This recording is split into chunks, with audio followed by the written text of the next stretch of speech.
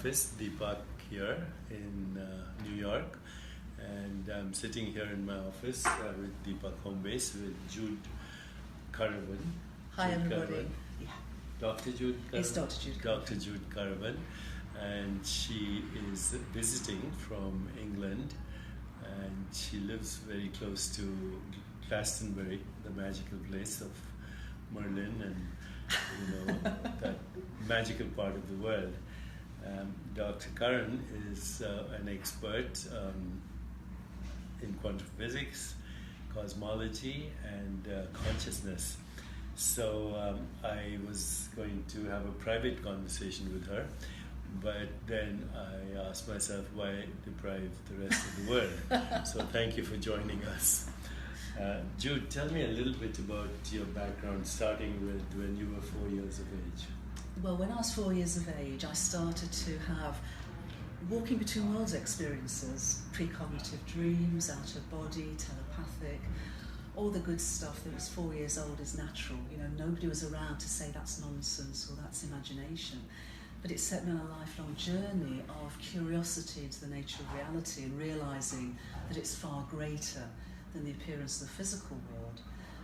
And alongside that, I was fascinated very early in terms of ancient wisdom teachings from India, China, Egypt, all of which were saying that the cosmos is a great mind, it is consciousness, it's just co-creating the appearance of realities. And another thread was science. How does the language of science, how does science with its methodologies and ability to help us understand a consensus of reality help to put all of these pieces together? So that's been a lifelong path ever since, and trying to weave those together and realising that for a very long time science was well behind ancient wisdom teachings and spiritual traditions, and my sense now is it's finally beginning to catch up. So you went to Oxford and you did a degree in quantum physics? I did a master's in physics. I specialised in quantum physics and cosmology. I wanted to understand how the very tiny and the very big somehow might be able to reconcile. Of course, at the time... Still not. They haven't, right? Scientifically, they haven't, right? They haven't until now, but one of the reasons that I wrote my book about a year ago called The Cosmic Hologram is I think that the evidence is now coming forward to actually breaking through that impasse and actually going to a deeper level, which is that instead of trying to describe reality in terms of energy and matter and space and time, we take it to a more fundamental level of consciousness and information. You said your advisor in Oxford was... that weren't just a theoretical proposition, but actually could exist. These incredibly dense and extreme phenomena could actually exist, and thank goodness they did and they do, because all these years later my book The Cosmic Hologram takes research on black holes to describe the whole universe essentially. So post your masters, since we're calling you doctor, what was your PhD in? I did the scenic route. I left university and academia and I went into business, and I went into international business for 25 years. But I always kept curious about reality experientially, and the leading edge science I kept abreast of, and went through my own ideas and brought all these threads together. But I wanted to honour ancient cosmologies, the way that our ancestors understood themselves and the world around them. So I did a PhD in archaeology. Oh, in archaeology. Yeah. And in a sense, cosmology is archaeology, because we're looking at the past, right? Exactly. We're digging into the cosmic hologram, as you call it, right? Yeah. But one more thing is, do you have your book here by any chance? I don't, but Is it in your bag? Or? It isn't in my bag, but I did give you a copy some time ago, so you might have it somewhere around, or Tayana might be able to find it. Maybe our friend here can find it. Her book, The Cosmic Hologram. Have you got a copy of it? Okay, no, so we maybe can figure it's it out. Here. But otherwise, guys, this is your chance to pick it up. It's available on Amazon. Of course, yeah. And I'm going to read it now. I haven't read it, sorry. Not a problem. But I will. But do pick it up, and I'm sure it's online too, right? It's on Amazon. And Okay, yeah. good. So tell us about the book, actually. It took 60 years to write. Okay. I wanted to write it for 60 years. And the evidence wasn't there, because what I was realising, both from when I was at Oxford and ongoing, is that quantum physics of itself isn't enough to explain the nature of physical reality, and nor is relativity theory. Quantum physics describes energy and matter. Relativity theory describes space and time. And as you say, they've never been able to be reconciled. So let's go a little before we go into the book also.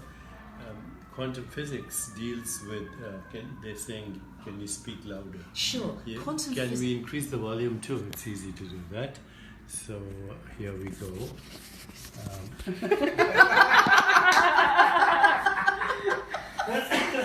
I'm glad somebody's mastered the technology. Okay, it's fine. I don't know what happened, but it's fine. Just speak a little louder. We both should speak a little louder. Now what? Now what? Now what? There we are. Sorry guys, we lost you because we were trying to increase the volume, and now we have increased the volume. So to continue with that short interruption, I'm sure you had a pause there so you could process the information. You're integrating, guys. You're integrating. Yeah, speak louder.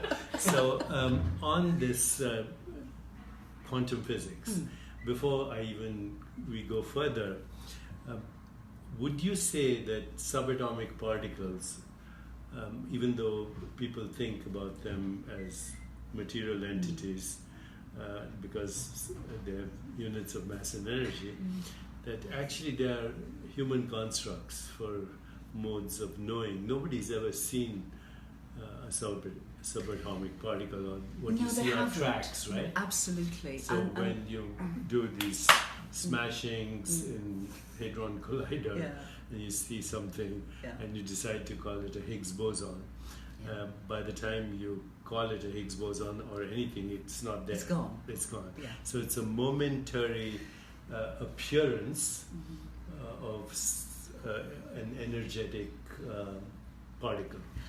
I think that's really helpful, but I don't think it goes far enough. Oh, good. And I think the problem is what we understand as energy and matter. And what's been realised, as you say, is that what we call physical reality is incredibly ephemeral. The more we dig down, the more ephemeral it is. It is, you know, yes. 99.9999. But the interesting thing that I think really is shedding new light on how we could describe physicalised reality is a realisation that information, exactly the same digital information that's that the basis. We're using right now. Exactly. That we're using right now. Exactly, Okay. Because in our technologies, we can take a photograph, we can pick up a microphone and take sound and content and visual appearances and describe them in digitised form. Any object we can do that with.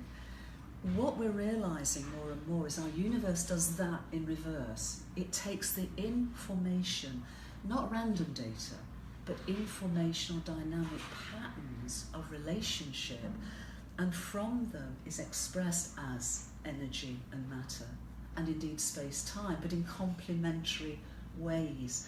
And so what is happening now is the ability to restate the laws of physics as algorithms of information, essentially instructing our universe how to exist and evolve as a unified entity. But of course, it's all consciousness. Of course. It's all The consciousness. very fact that the word is good, information, it almost suggests to give rise to form. Inform, and I've used a hyphen. Inform. Exactly. To inform. Yeah. So consciousness is informing itself as the universe. Yes, and so the consciousness knows itself as the universe. Exactly. So I describe our universe as a universe soul, in a sense, a finite thought form in the infinite and eternal mind of the cosmos. So just as we have the ground of all being as the infinite eternal cosmos, then thought forms as universes arise as unified entities. So they exist and they evolve as unified entities. So starting 30... Just as our own mind evolved. Exactly. Or that species evolved. Exactly. Right? Exactly. So I've always thought, and I don't want to get sidetracked, we can come to my questions later. Complete the whole story about how you think the theories of relativity can come together and quantum physics, how they come together in your view. Well, I go back about 150 years because two of the most foundational laws of physics are two laws of thermodynamics. And the two laws of thermodynamics were derived by a researcher called Ludwig Boltzmann. Yes. And the first law says that the energy of a closed system always is conserved, it just changes form. If we take that, but we now go on 150 years and we realise that energy and matter are equivalent, and the latest cosmological view that is supported by Stephen Hawking is that our universe is finite and closed. So we can restate that first law of thermodynamics, and most importantly still, that we can say that information can be expressed as energy and matter. We go from the energy of a closed system is conserved through to a first law of information or infodynamics, that the energy matter of our universe is conserved. So what you're saying is information is never lost. Are you saying that? When it's expressed as energy and matter, it just gets changed around. But that isn't enough, because why are the two laws of thermodynamics? I mean, Einstein always said the universe is as simple as it can be, but no simpler. So why two? And it's crucial because that first law, in describing information as energy matter, is essentially a simple version of quantum physics, because that's what it does.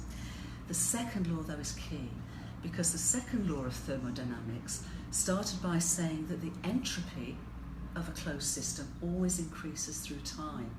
And at Boltzmann's era, entropy was considered to be the microstates of a system, not order, disorder, but the number of microstates. So, for example... But then explain, sorry to interrupt, no, that's but see, entropy is a one-way street, but it's punctuated by life forms. And that's part of the misunderstanding, because this idea of syntropy and negentropy was coming from this sense of order, disorder. So a human body is ordered, syntropy. Chaos is disordered, negentropy. But it misunderstood Boltzmann's original perception, which is we're not talking about order, disorder, we're talking about simplicity and complexity. Good. And we're talking about the increased now entropy understood as information entropy, as the informational content of a system. So we start with the second law, the entropy of a closed system always increases through time. We then look at relativity, which equates space and time. We then recognise our universe as a closed system. We then recognise it began in its simplest form, its lowest informational entropy. And that informational entropy has been increasing every moment. As complexity. As complexity, as evolution. As evolution. Because the first law allows our universe to exist, the second allows it to evolve. And it's actually describing entropy as informational entropy, which essentially always increases through space-time, and that's a simple description of relativity theory. So when we do that, and we restate those two laws, from thermodynamics to infodynamics, the first law is about quantum, the second's relativity, but both of them are described in much more foundational ways as information expressed as energy matter, always conserved, informational entropy as the informational content of our universe, complexity evolution, and the flow of time. And when you add the hologram to that, what we have 13.8 billion years ago, instead of a big bang, is a big breath. It's the out-breath of Brahman. It's... And then the black hole is the opposite, is the out-breath. Not so much. Are we going in the direction of out-breath too, when we go into a singularity ultimately? That's not what the cosmology is suggesting. The cosmology is showing that the geometry of space is incredibly flat, and the way that space is expanding suggests that rather than a crunch or back to a singularity, what's most likely to happen is that out-breath, like a bubble. You know, when a bubble comes to the end, it just dissipates into the air. Maybe our universe and all its knowledge, all its experience just goes into cosmic plenum.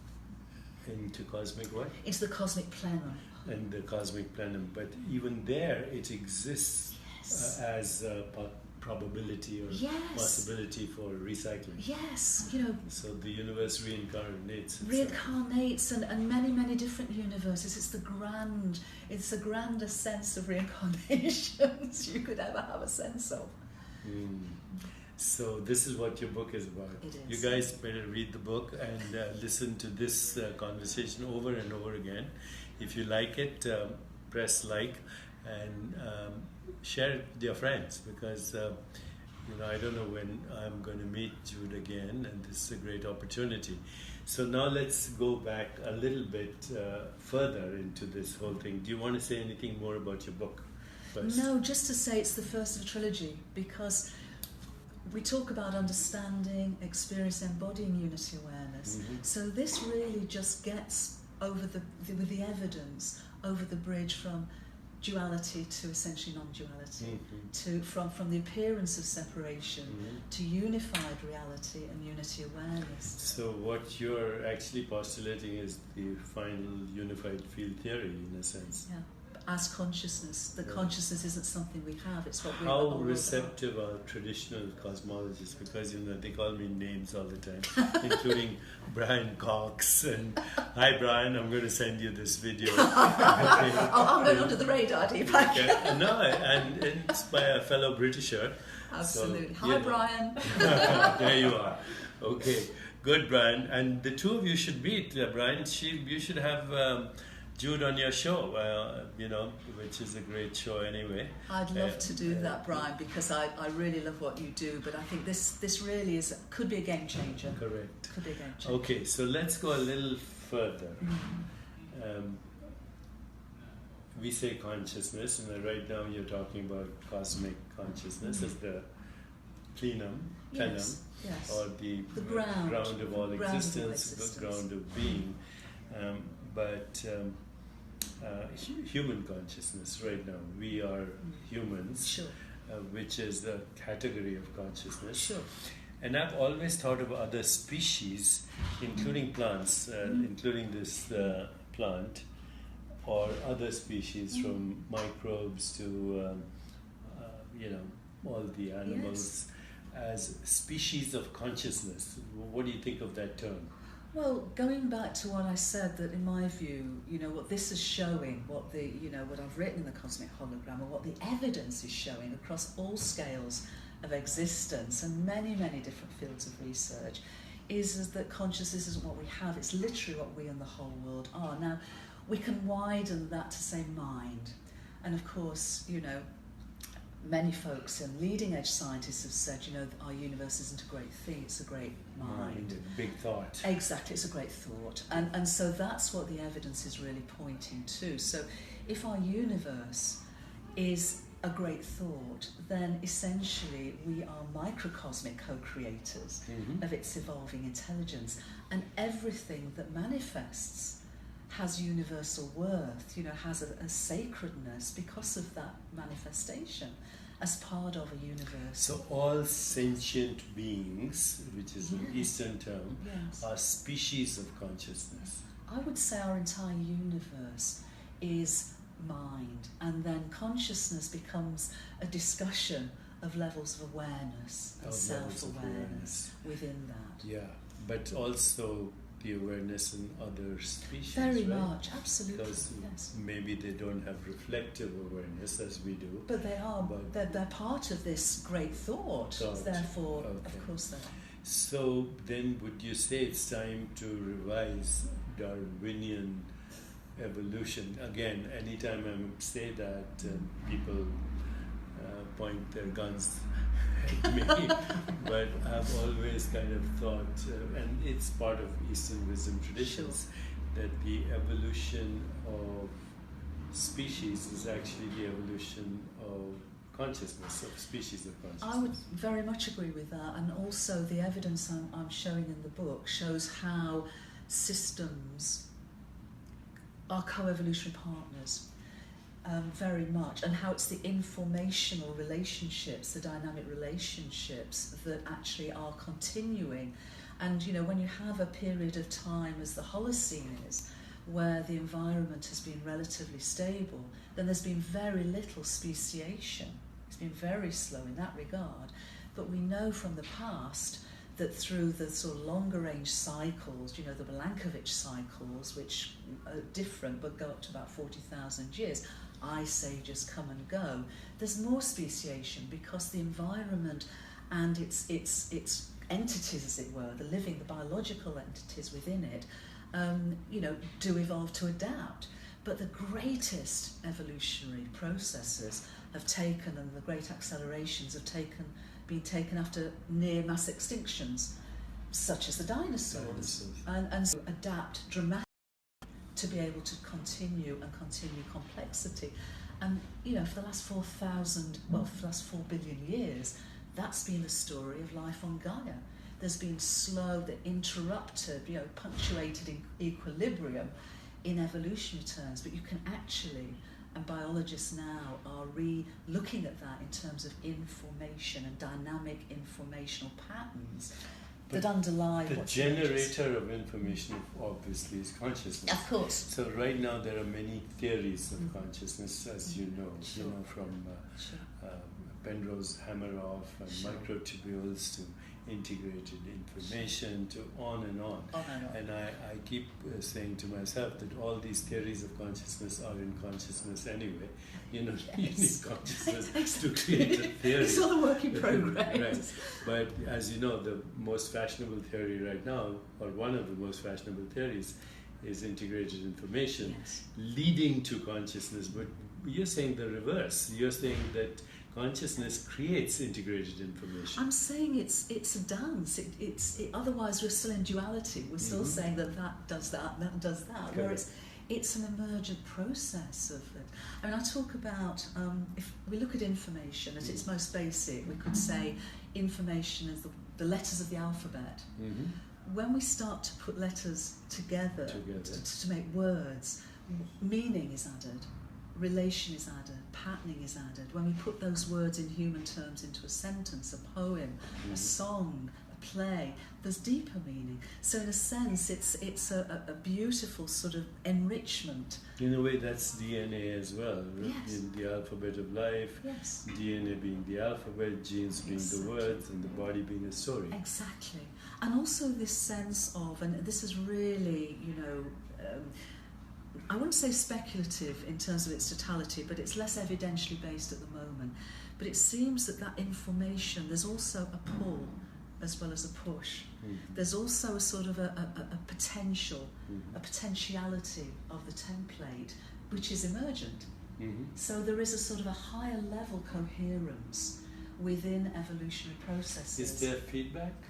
There seems to be, but it's still a movement from simplicity to complexity. And almost like a synchronistic movement, holographically. Exactly. A synchronistic movement. So, this is great. It's the best story of evolution, cosmology that I've heard in recent times. But it's still a story. Would you agree that all stories, including scientific stories, are models? They're not ultimate reality, although they point to the ultimate reality. Yeah, I think all of this is a work in progress. I think one thing that is important now is that we've had this dichotomy between spiritual traditions and that deep sort of inner knowingness of interconnectedness, and yet a mainstream scientific paradigm that said, no, everything's separate and essentially our universe is meaningless. The evidence, and this is why it's taken me 60 years to write this book, is that the evidence is now across, as I said, all scales of existence and many fields. This isn't just about physics. No, but the evidence is in, but nobody still, or very few people are pointing to consciousness as the fundamental. But this is what the book does. And so what I'm hoping is that by bringing the scientific evidence that now does reconcile with spiritual traditions, that we can literally, instead of coming from a place of separation and trying to find some ways of coming together, we could turn around and say, actually, our universe is a great thought within an infinite cosmos, unified reality. So how do we understand, experience, and embody unity awareness. Because I'm a healer as well, and I know that all our, the Sustainable Development Goals that the UN put together, which is an amazing achievement, are attempts to deal with our dysfunctional behaviours that are themselves symptoms of our collective dis-ease of a fragmented perspective. Mm-hmm. So if we can do all we can with that, but if we can go to the basis, and you're a healer too, you know that unless you deal with the cause of a dis-ease, it will find other ways of creating symptoms. Mm-hmm. This hopefully could be a game changer of actually healing our fragmented perspectives. And it is a point too, it is a work in progress. Mm-hmm. But for the first time, scientific evidence is so compelling that information and therefore consciousness is the grounding of everything. And the appearance of our universe emerges as a co-creative, dynamic existence and exploration and experiencing evolving of intelligence. It's beautiful. Now let me share with you something that I try with other people, and I'm not going to experiment with you, but I'm just You're not going to sort of hurt me, no, are you? I'm not, but if I ask somebody, what's this? They'll say it's a candle. If I ask them, what is this? They'll say it's a plant. What's this? A watch. This is a hand. And this is a shirt. This is a body. This is a nose. This is a face. But before we can say that, point to this object, before we can do that and call it a candle, it's an experience. Yeah. And of course it's an experience in consciousness. Yeah. And as the experience we call seeing, this is just a shape and a color and a form. Yeah. Right? Yes. Mm-hmm. The word candle is a human construct for that experience. Yeah. Okay? This is similarly as seeing, it's the shape, a color, a form. The word candle, the word watch or the word hand is a human construct for that experience. Yes.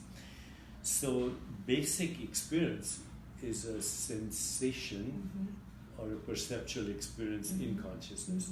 And it's also species specific, because this would not be a snake wouldn't know this as this experience that we have. Have a very different experience in terms of all those sensory. So everything that we call physical reality is a species-specific experience in consciousness. Yes. But humans have the ability to reify that evanescent sensation, because these sensations are very evanescent, Yes. like seeing is every act of perception is a creation. Exactly. I look this way, and I create this experience in consciousness. And if we actually kind of dumb down the words that we give to experiences, whether it's seeing or hearing or this, you ultimately end up with this conclusion that what we call matter is actually a reified form of a reification of sensations. Absolutely. Matter is a sensation in consciousness. But by reifying it, giving it a name, and then breaking it down into bits and pieces, particles and all that, we suddenly have the ability to create a scientific story and technology and atom bombs and everything else, and all the good stuff and the bad stuff. Sure. But unless we understand that matter itself is a concept in consciousness. Completely. I mean, what I say is that, and this is where I think technology is great fun at the moment, because the virtual realities of our technologies and the holograms, our man-made holograms. This is a virtual reality. I would use slightly different words to say that the virtual realities and holograms of our human technologies are kids' toys for which the universe is the masterclass. Yes, very nice. How about the human brain? Because, of course, there are species that have no brains like this, but have awareness, right? Yes, of intelligence. They don't have a centralized processing system that we would recognize as a brain, but the mycelium root systems of trees are essentially the information transceivers of the trees. So the human brain, which again, Michael Shermer, I hope you're watching this, okay, and I'll send it to you anyway. Hi, Michael. Okay, and my co-author, Leonard Malodna, who wrote Briefer History of Time with Steve Hawking. Wonderful. He and I wrote this book, War of the Worldviews. Yes, so, I read that. Okay, we've become friends, but Excellent. we still don't agree about anything. So, Michael, I'm going to send you this video, and I'm also going to send it to you, Leonard. And I want your reaction. But what I was going to say right now is that coming back to the brain, the human brain, my knowledge of the human brain is derived in the same way as my knowledge of this. Right? Yeah. The human brain is a perceptual experience. And the word brain is the human construct for another mode of knowing and experience. Yes, it is. And it's interesting, of course, that in cosmological terms, we talk about the holographic boundary of what the appearance of our universe is as a brain, B-R-A-N-E. And of course, a friend and colleague of ours, Bruce Lipton, talks about the membrane of cells as where the sort of the informational transceiving is. So it all, it all connects in that regard. But as you know, in the field of consciousnness, including Anil Seth, I hope you're watching this, and if you're not, I'll send it to you. So Anil Seth is in Surrey, University of Surrey. He did a brilliant talk at TED of how the human brain creates a controlled hallucination that we call the universe. But actually the brain, the body, and the universe are a unified experience in consciousness, right? Yes. So where I'm going is, I'm suggesting that the brain is not the producer of consciousness, but another participant in your hologram. A transceiver as part of a human template of that microcosmic co-creativity and experience. And we are forced to talk in dualistic terms because that's how language is. It is. But actually, the human brain, the human body, the human mind, and all the other brains and bodies are part of unified. this unified, evolving system in consciousness. Exactly. Well, if you haven't had a good experience by right now, then I would say your humanity is incomplete. Okay. So I didn't say that. So you need to read the book, and you need to listen to this over and over again, and see it over and over again. And Jude, it's a great privilege to meet you, but we shall meet again. I have a conference every other year called Sages and Scientists, and I'm putting it together now, so I'll be reaching out to you. That would be wonderful. I'd love to be part of that. Thank you. Thank you very much. Thank you, Deepak. Thanks, everyone. Thanks, Taylor. The name of the book is The Cosmic Hologram, and the author is Jude Currivan. It's an Irish name. Currivan. It's an Irish name. It's you don't sound Irish. My husband, Henri, my husband. I went to an Irish Christian missionary school in India. I think, yes, well, no more on that. Jude Currivan. Thanks, everyone.